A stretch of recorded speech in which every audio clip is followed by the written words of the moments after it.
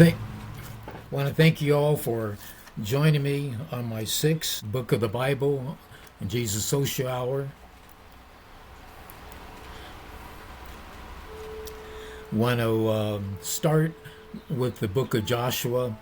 It's my quest to do about 66 books of the Bible plus one more, the book of Enoch.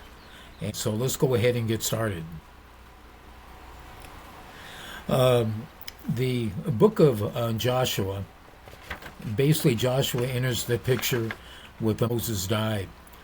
And God appointed a warrior soldier as a new prophet for the Israelites, Joshua. And we remember that Joshua and Caleb both were originally sent out as spies with the 12 to go look at the promised land.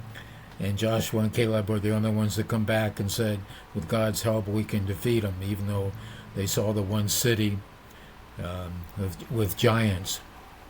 So the theory of all of Joshua is basically be strong and courageous. And what is truly amazing on Joshua, we see some miracles.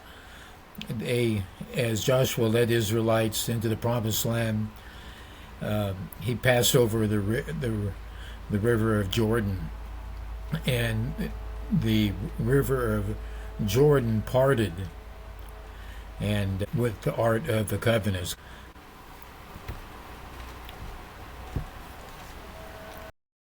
The river of Jordan went ahead and parted, which is totally a miracle with the Ark of the Covenant of the priest.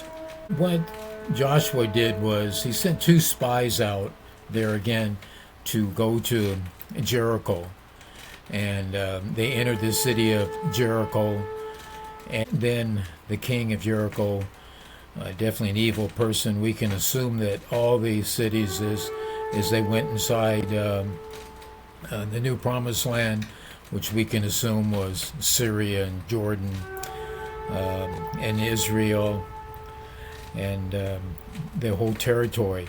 And then God told Moses that that's going to be the promised land, because I would imagine that God looked at the whole area and decided that it was all filth, evil, worship animals, definitely sexual immorality, giants there. So he ordered them all to be destroyed in that area, and that's what Moses started and Joshua finished.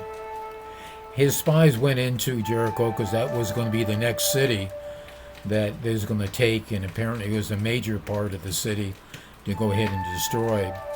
The two spies hid at a harlot's house, a prostitute. Her name is Rahab, and she hides them. An interesting fact that Rahab later became descendant of the line of David, Jesus' bloodline as king, and Rahab, we can assume, was one of the first converts to Judaism, and she married Salome, tribe of Judah, and her son Boaz was the husband of Ruth, and that is the book of Ruth. So it's a trail, the lineage of Joseph to Mary, legal father of Jesus.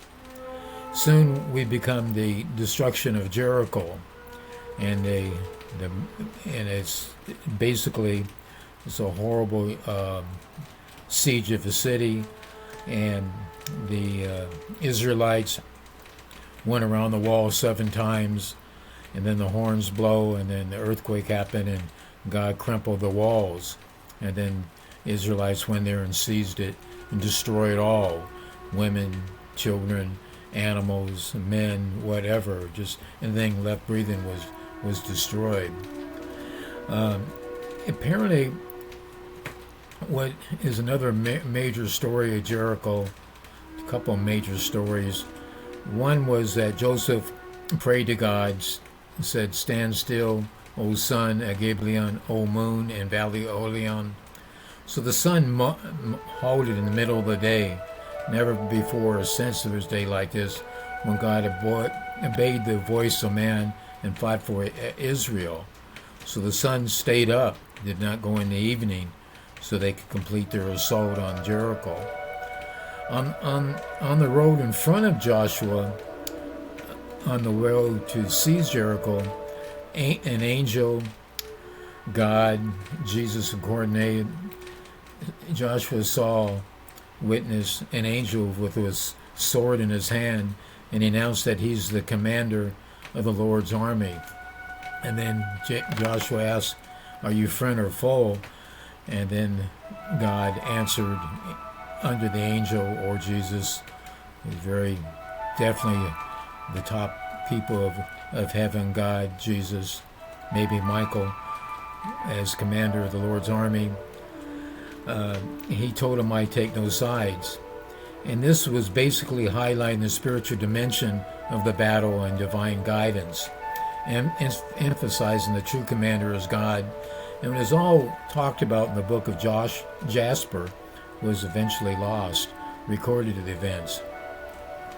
And God took total genocide on territories allotted to Israel, Lebanon, Jordan, Syria, Israel. And God makes the dark decision to wipe out evil in the land, men, women, and children, animals. No retreat from the order to destroy he gave to Joshua. So some interpretation is that Joshua's leadership lasted 52 years, and we can assume he began at age 59 from Moses until his death, 110 years of age, all outlined in the book of Joshua as we go through this. Then inside Israelites and what Joshua had to deal with, his own people, as they go inside Jericho, these different cities, he had to deal with his own problems of his own people. And one of them was Achan. He's a warrior of the Israelites. He found silver and gold and garments from Babylon, and he kept and hid in his tent. Then God looked down and let them lose the battle. Then from there, then Joshua realized that there's been something going on. He called all the tribes of Israel to find out what it was, and then Achan went ahead and confided that he did evil in front of God, and so the Jews, Israelites, destroyed him and his family by stoning. The kings in this whole area, they have fear. 5 of them got together, sent an army in, got defeated. Then they all hid in a cave, and they all got hung by Joshua. And then Balaam, a priest, a soothsayer, did evil in front of God. Then he was killed by the sword.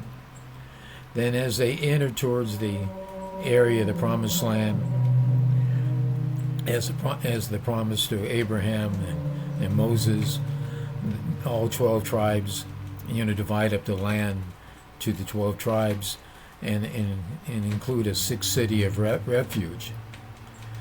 And Joshua's final words at 110 years, when he's telling the Israelites in the new Promised Land, fear God, serve him sincerely in truth, put away gods of your father that they served on them before the flood in Egypt, because God will not forgive your transgressions nor your sins.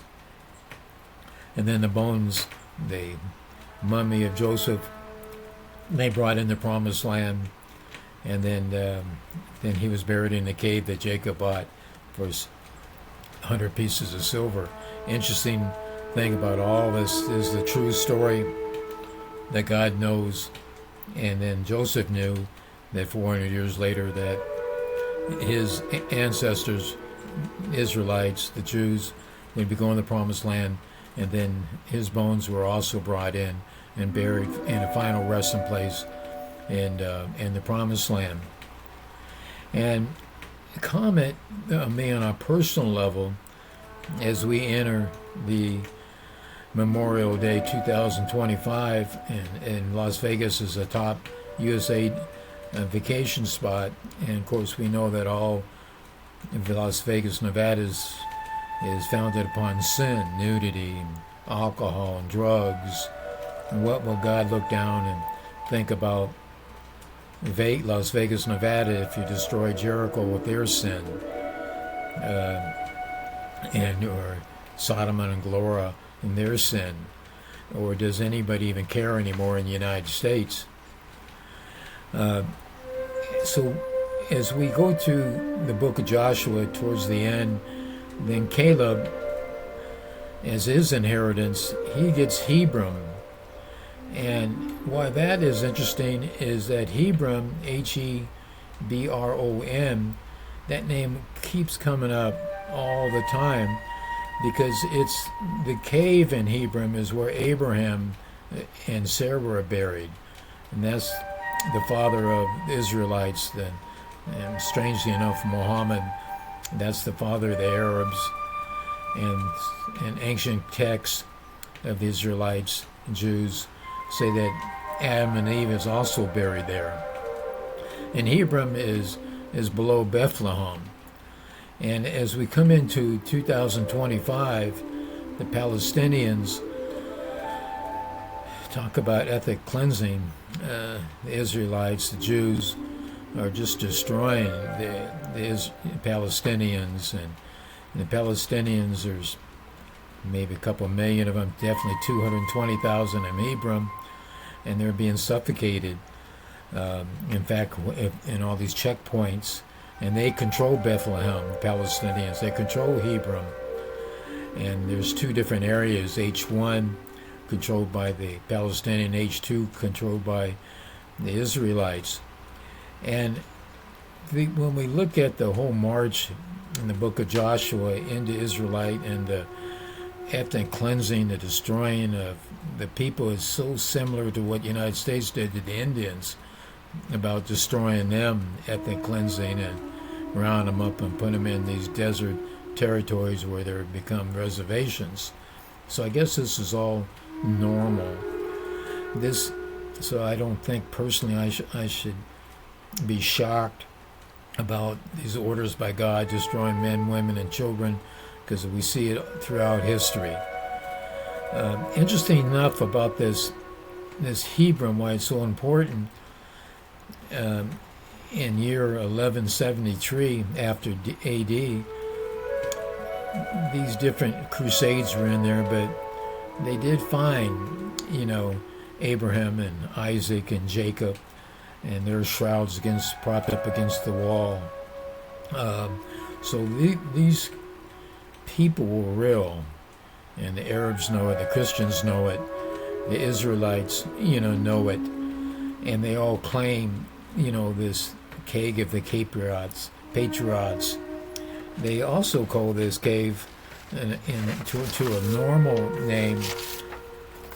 I want to get this name, right. Machpelah, and that's what they call this cave where Adam and Eve, or Abraham and Jacob and Sarah and Rebecca were all buried. So it's sacred. And they built a mosque there, they built churches there, they built synagogues there. Apparently in 1929 there was some kind of mass terrorist attack in there, the Jews and the Arabs all fighting each other. And this is what, Joshua was mandated in when he marched into the promised land, and that's basically to destroy all these cities, men, women, and children, and animals. So he's spent over 50 years just genocide until his death. And when God looks down, he wants everybody to love his son, Jesus. He wants everybody to pay attention to the Ten Commandments. And I feel after studying the book of Joshua, that God has to be really shocked to see what we're doing as humans on this planet, continuing sin and war in Ukraine and Russia, and even the Jews right now, blowing up all these Palestinians and these children being killed in all these bomb attacks. And what we on a personal level have to be doing is that we have to be paying attention to the Ten Commandments. And I've mentioned in the other podcasts, and that's honor your mother and your father, and not to commit, crimes, to respect your neighbors, and then not seek power and glory and honor God in every way we can. And that's my take on the book of Joshua. And thank you for staying with me.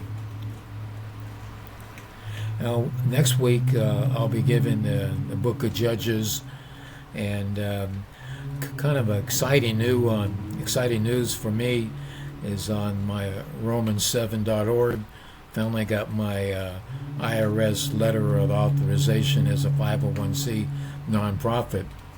So please look at our webpage, Romans7.org, and now I'm going to move forward, or we're going to move forward on getting these grants and these donations and get these 40-acre manufacturing home parks all throughout the United States for affordable housing. I'm looking at it again, average rents being $1,200 a month, and people need $750 a month rents all throughout the United States. So I want to thank you for listening to me, and I really appreciate you, and I'll see you next week.